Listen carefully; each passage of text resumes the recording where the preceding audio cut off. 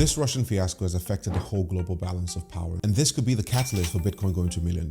This seems crazy, but here's why. The global financial system is based on a network called SWIFT. This essentially allows your bank to connect to any other bank in the world and send transfers and money back and forth. SWIFT is controlled predominantly by the US and the EU. When Russia was removed from SWIFT, they lost access to $630 billion worth of their own national reserves. Essentially, the US and EU used SWIFT to seize the national reserves of an adversary. I don't support Russia's actions, but this is the first time a nation's reserve has been seized in this way, and this changes the game in a massive way. Here's why. Due to COVID, the US printed 40% of the entire dollars in existence during COVID. However, the USD is also the reserve currency in the world, and printing 40% of it leads to inflation globally, which then leads to other countries that hold the US on their balance sheet as reserves losing some value of their money as inflation goes up, because 40% was printed and circulated in the market. So those countries naturally now have less US reserve or less US dollars worth of their initial reserve before the printing happened. The combined action of the US and EU removing Russia from SWIFT and the debasement of the dollar creates a massive catalyst and introduces a high risk. But before we go into that, you should probably follow me, like this video, and share it with your friends if you're enjoying this. Let's continue. The thing is that no other nation in the world wants to become the reserve currency like America is, because that comes with a lot of risk, and it means they need to open their markets, and which gives them less control of their markets.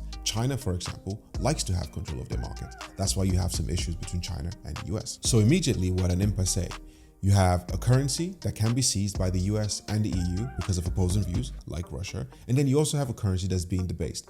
What's happening right now is the larger nations are starting to look for an alternative reserve currency. The best reserve currency alternative you can find in the world is gold. The problem with gold is heavy. You can't move gold. These countries need reserve currency because they need to make transactions at lightning speed. They are reserve currency, but they need to be liquid. They need to be able to be moved from place to place quickly.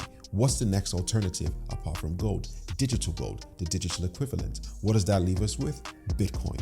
The next opportunity for Bitcoin in the market is that nations start to buy Bitcoin because of what's happening in Russia, because of inflation, and no one is talking about this. But that is opportunity for you. The thing though is these nations do want to buy low. They never want to buy high. So I predict as Bitcoin's price is low, they will start to allocate slowly over time, and I predict a choppy market coming forward. But this is what's happening on a macro scale. US, EU, SWIFT, debasement of US dollar combined. We need a new reserve currency. Bitcoin is probably it. This would catalyze Bitcoin to $1 million. You can take advantage of it, but even better, you should take advantage of what that's going to do to the alt market, which is going to absolutely send it. The best way to find the altcoins that would survive is to do research. If you can't do the research, I have spent over 1,000 hours doing research in this space. Book a call. Maybe you can have access to my research, which would just make your life a lot easier. Otherwise, you're missing out. Done.